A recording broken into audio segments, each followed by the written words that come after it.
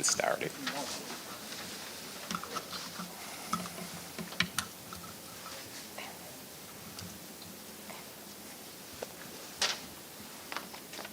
Phil? Phil?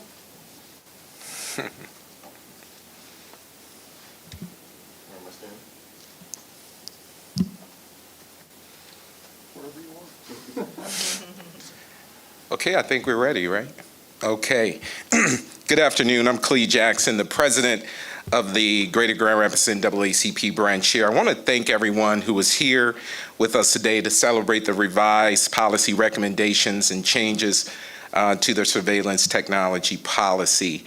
I offer my sincere thanks to the entire leadership team from the City of Grand Rapids, including Mayor Bliss, City Manager Mark Washington, Attorney Brandon Davis with the Office of Oversight and Public Accountability, City Attorney Anita Hitchcock, Chief Eric Payne, Fire Chief John Lehman, and all of the city commissioners, especially the Third Ward Commissioners, Sunita Lanier and Commissioner Nathaniel Moody, for their support throughout this process. Additionally, I really want to thank our community partners at the ACLU of Michigan, Link Up, the Urban Core Collective. The ACLU is actually the organization that fought hard for the initial surveillance technology policy many years ago and provided the original template. We are confident that this revised policy provides additional protections as well as accountability to the citizens of Grand Rapids. This is, and I cannot say this enough, this is a great example of how an effective public-private partnership should work. We've been lobbying the City of Grand Rapids officials to make significant changes, what we consider significant changes to this policy for almost over a year, actually, because we know preventative measures like it saves lives and it protects the civil liberties and civil rights for those who might be impacted by the use and deployment of surveillance technology, and especially those residents in the Third Ward, who we believe will be disproportionately impacted by the use and deployment of various technological tools to address the issue of crime. We know these types of technologies, like the deployment of helicopters over the past year in the Third Ward, can have a traumatizing impact on all residents. I'm going to ask at this point Carlton Mayers to come up. Carlton is one of our legal advisors and counsel for the Greater Grand Rapids branch of the NAACP. And I want to ask Carlton to kind of speak to some of the revisions in the policy and the impact that this will not only have here locally, but nationally as well. And after Carlton makes his brief remarks, I'm going to ask Mayor Bliss to come up and make some comments, and then following her, City Manager Mark Washington. Thank you all for being here.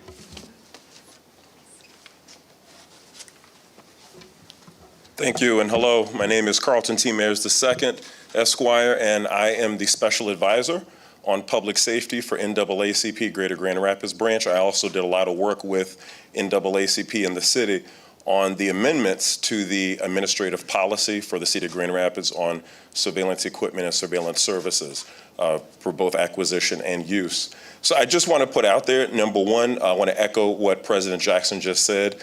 This is a wonderful example, not only of the process for including community members in what law enforcement and elected and appointed government officials are doing around public safety, because as we all know, community members are also stakeholders in public safety. So it's great to have everybody coming together to do that. Another reason why this is also a wonderful example of that model is the actual policy itself. The substance of it is reflective of that kind of collaboration. So for instance, there are certain provisions within the policy that, in my opinion, empower community members to be more involved in the decision-making process as it relates to the acquisition, purchase, surveillance, use, and deployment of these technologies and services. One example is the creation of the Surveillance Oversight Committee, which is going to be in the form of the existing Public Safety Committee.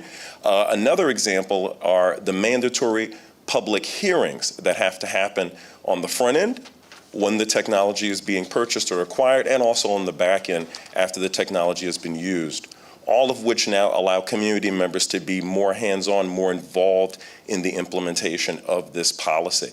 Another thing to keep note of is that there's also accountability mechanisms written into this amended policy that did not exist before. For instance, now you have a complaint process that is detailed in the policy, which is phenomenal. You also have the power of the Office of Oversight and Public Accountability that now has a specific role relating to complaints from civilians and just in general doing an audit of the implementation of this policy and surveillance technologies over at least a quarterly basis, so that's a big deal. And then lastly, there's also a surveillance after action report that will be published annually, so all members of the community will have access to it.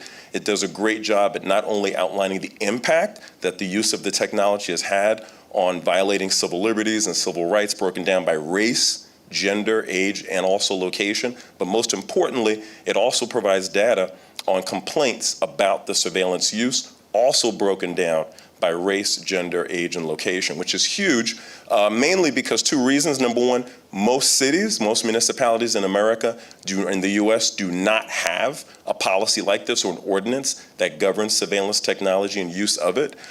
Good example, you look at Detroit, Michigan, they're currently advocates for trying to get something like this done. They don't have anything on the books. Chicago, same thing. And then cities that do have this kind of policy typically rarely ever mention explicitly race and any data related to race. For instance, like I mentioned, the complaints about the surveillance use being broken down by race. You look at New York City, they don't have that within their policy that was enacted this year, their ordinance related to surveillance use. And so this is definitely a bellwether policy for other municipalities that I believe you will see other cities using going forward as a model. So there's a lot to be happy about, a lot to celebrate. However, I do want to emphasize there's still more work to be done. We do look forward to working with the city on, for instance, educating the public on the implementation of this policy and how they can engage on it, and then also on monitoring, implementation, and evaluating it just to know, is it working? If it's not, what do we need to do? And lastly, on revising the Grand Rapids Police Department's youth interaction policy. So thank you very much. Thank you, Carlton. Good afternoon, everyone. I'm really delighted to be joining you today as we highlight and really celebrate this updated surveillance policy. And as Carlton said, it's a policy that has a lot of really important elements around transparency and accountability and oversight and community engagement in the process, among many others. So if you've had a chance to read it, you'll see that significant changes were made to this policy. And I was actually around this table as a city commissioner back in 2015 when this policy was created, and I appreciated the community engagement and really leadership from both the NAACP and ACLU and the ongoing partnership that we've had with them. All of us know that technology has changed quite a bit since 2015, and revisions to this policy were absolutely needed as we look to the future. And we came alongside with our partners again. And so I really can't say thank you enough. On behalf of our entire commission, I'm glad to be here. I'm joined by Commissioner Jones, but I speak for our entire commission when I say thank you. Personally, I want to say thank you to Clee and his leadership, and to Carlton, to ACLU, to our Chief Payne, and Phil in the attorney's office, and Chief Lehman, the entire department, and Brandon Davis, who unfortunately couldn't be with us today. They have worked on this policy for well over a year to bring forward the recommended changes that we are going to be adopting soon. And I believe even beyond that this updated policy, and more so the process that we went through, is an example of the power of working in partnership with community, the community coming together with city staff and policymakers for the benefit of everyone in the city. We all love this community, and we have more that bring us together than tear us apart.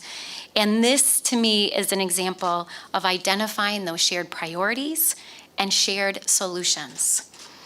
You know, when we come together around the table and we truly take time to listen, to engage, to work through a difference of opinion, maybe opinions, and really collaborate and stick with it, amazing things can happen and everyone can win. And that's where meaningful long-term change can happen. And truly, I believe now more than ever, we need to find ways to bring people together and to work together. We have challenges in our community, and the wisdom lies in partnering with community to find the solutions. We need to build relationships. I think this is a great example of building ongoing relationships. And we need to bring people together to be a part of the process. And this process was an example of just that. So I want to personally thank everyone who was involved, everyone who gave their time and their energy and their talent to getting us here today, all of the city staff that worked on it, and one of them that I am most grateful for, who is a partner on this commission, but also a leader of our city, and that is Mr. Mark Washington. So I'll now turn the podium over to our city manager. Thank you, Mayor, and good afternoon, everyone. I, too, am so grateful for the partnership with the NAACP, President Jackson, Attorney Myers, and all the members who are here today, along with city staff who are flanking us this afternoon from every department that's been mentioned. This is an example of our value of collaboration, but also when it's community-driven and community-inspired. And I want to thank President Jackson for his persistent pushing us to really evaluate our policy and really push us really to the point of discomfort, to where we had to ask, were we doing everything we could to be transparent? Because the goal of our police department is ultimately to build trust with our community. In order to do that, you have to have a high level of transparency and accountability. And I think, as you heard Attorney Myers talk before about it being a very open procurement process, one that is publicly discussed. We clarified a lot of definitions in the policy that was really legalese and really allowed it to have more of a lay meaning for the public and anyone who is able to read it. And I celebrate this because a couple of months, or not long ago, we announced another community partnership with the Urban League on violence interruption. And so this fall has just been very important to us, particularly as we began to search for the next chief of our department, for them to know the kind of culture that we have in this community, that it's one that partners with community, and one that I'm proud to say, after hearing the remarks from the NAACP, that sets the example for other cities and other communities in the world, how community policing or neighborhood policing can work and partnering with communities. So thank you all so very much for being here today.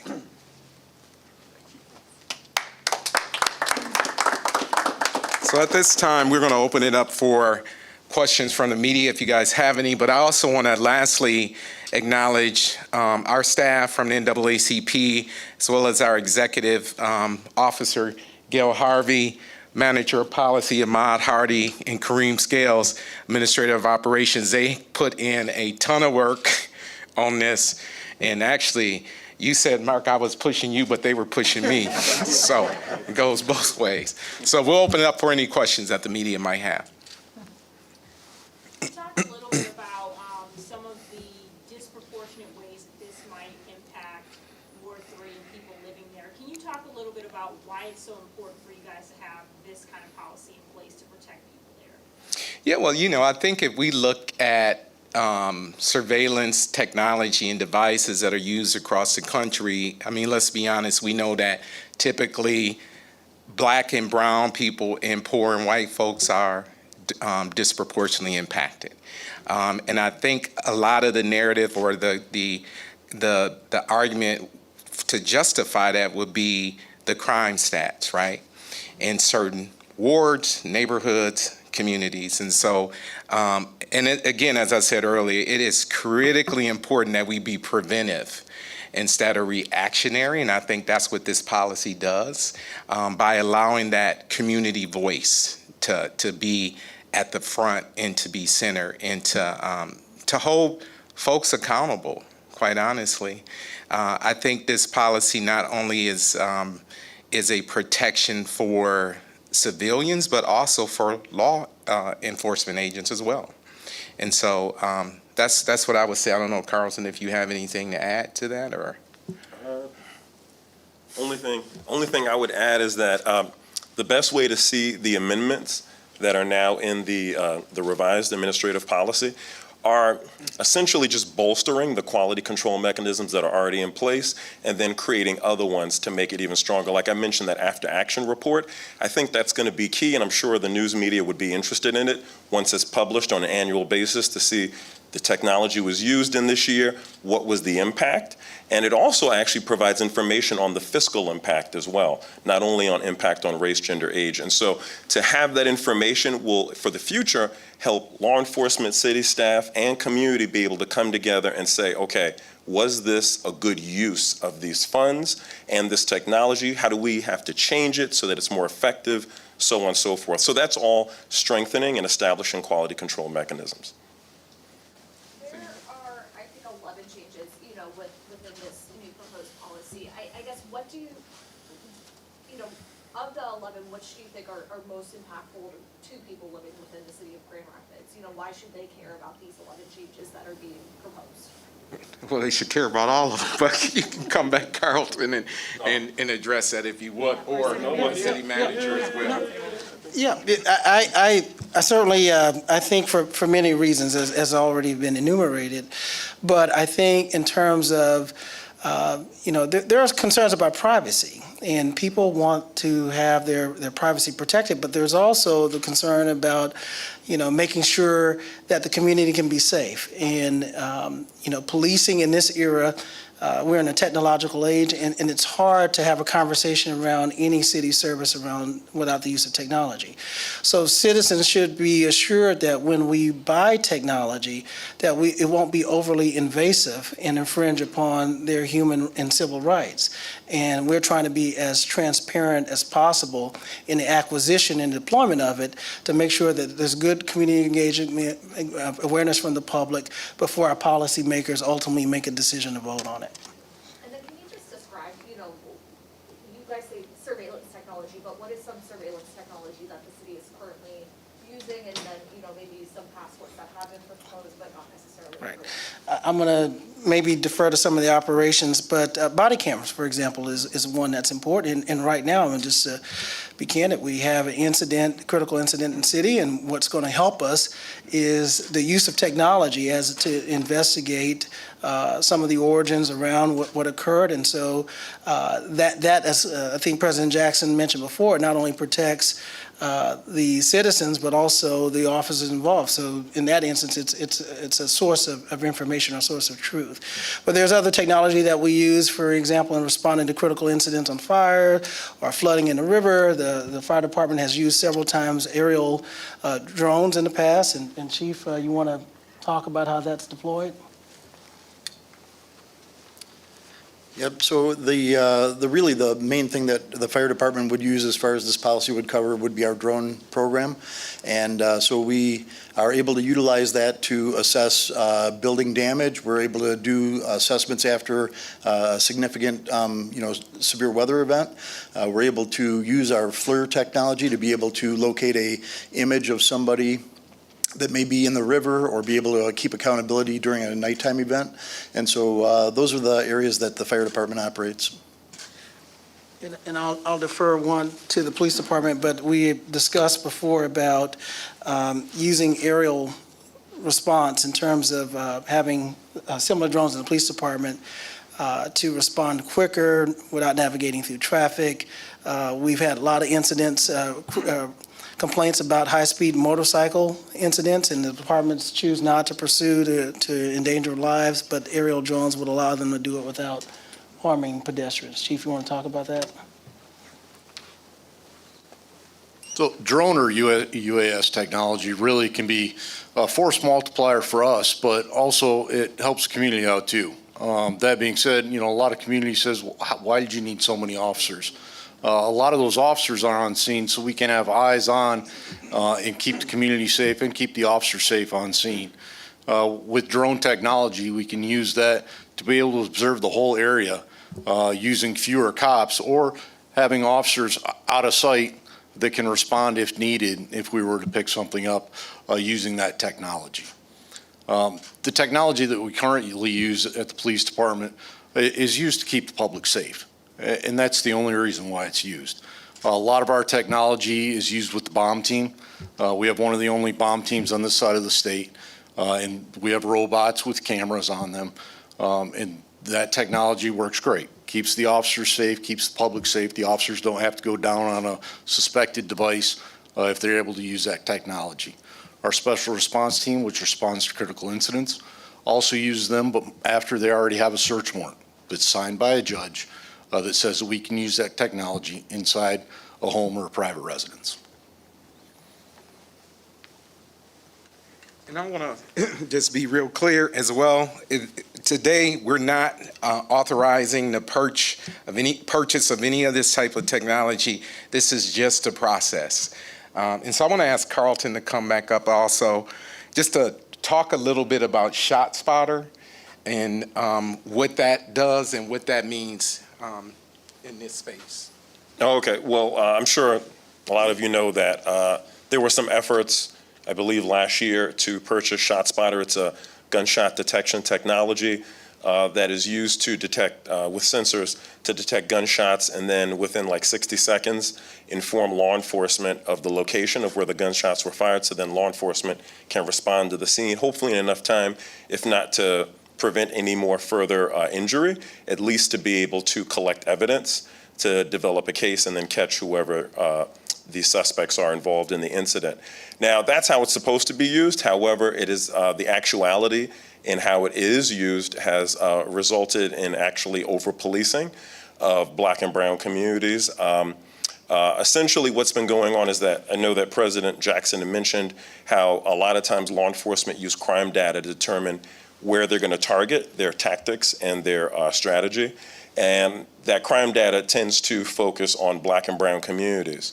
However, it does not take into account the underlying issues that result in that outcome. And so at the end of the day, it's just, oh, most of the violent offenders in our community are located in this area, or most of the violent offenses occur in this area, so that's where they target. And the sensors are placed in those locations. And so that could be like a public housing authority, for instance, et cetera, et cetera. And so like the 3rd Ward, those kinds of zip codes. So the problem is that if the sensors are there, anytime a gunshot goes off, it's going to be in that location. Law enforcement is going to constantly be showing up to that location. And that's what results in the over-policing of those communities. And ultimately, potentially, into the tragedy or tragic deaths of unnecessary tragic deaths. We saw that this year in Chicago with the Adam Toledo incident. 13-year-old Latino boy was shot by law enforcement. Why? Because law enforcement thought he had a gun. Why did they think he had a gun? Because in their mind, all they knew was that shots were fired in that area. They had no other context. They didn't know it was a couple of teenagers or kids playing with a gun or gang members trying to kill each other. So when law enforcement show up, in their mind, they think, I might have to use deadly force. Certain things might happen. Some information may not get in those kind of situations. Next thing you know, somebody's dead when they didn't need to be. So how do we prevent that from happening? By using the data, right? I know Chicago's Inspector General's office recently published a report about 2 or 3 months ago on ShotSpotter, essentially saying that looking at the data, ShotSpotter is not effective at addressing gun violence. However, it does increase over-policing of specific communities, like I mentioned, Black and brown. So just knowing the data, it makes sense to not invest in that kind of technology, or if you are going to invest in it, to put the proper kind of safeguards in place to prevent those kinds of tragedies from happening. So that's what this policy does essentially. It, like what Clee said, it allows all of the stakeholders to come together and proactively, rather than reactively, strategize, collaborate, and decide, are we going to do this? How are we going to do it? And then after we do it, we're going to evaluate it and look at what happened, and then determine if we're still going to do it going further and how we're going to do it at that point. Like I said, solid quality control mechanisms and allowing community members to be a part of that in a substantive way. That's what this does, and I think that we're going to see more of this in more cities across the country because the federal government has not done anything on policing reform as of yet. So it's up to states and localities to now keep on moving the ball forward on policing reform. So I think this is a great example of what that's going to look like going further. For clarity, and maybe someone from the city would have to answer this, now that you have these amendments going in place in January, is ShotSpotter something that's still on the table? I think the police department is going to have to take this policy as part of their engagement plan and look at their adoptive needs. As we last discussed, the pursuit of technology, the next acquisition of technology was not ShotSpotter, it was aerial support for the drone. So I think we've reevaluated and prioritized that more than the ShotSpotter technology based on the last engagement we had with the public and the commission. I have one more question to, not necessarily for, We've already pronounced the benediction. I was going to ask, why now? Why is this conversation happening now? Why is this amendment taking place now? I know the ACLU had something in place for years to come, but why are we doing this currently? And I would say, why not now, right? I think there's been a lot of conversation across the country, including right here locally in the state of Michigan about the purchase and use of this technology. So I think the most important thing is that, again, as I mentioned earlier, this is a preventative measure, and it's about making sure that the civil liberties, I think the city manager mentioned this, as well as civil rights are protected. And so I think it is critically important. And we are super excited to be at this stage. And so we look forward to continuing our partnership with the city and city leadership and looking at other policies as well. I want to thank everyone for coming today. Thank the media for coming. Thank everyone who's looking and watching online. Stay tuned. We'll be doing some educational sessions and some meetings throughout the community, making sure that residents understand the impact of this policy on them directly. And so we look forward to doing that work. Thank you guys for coming.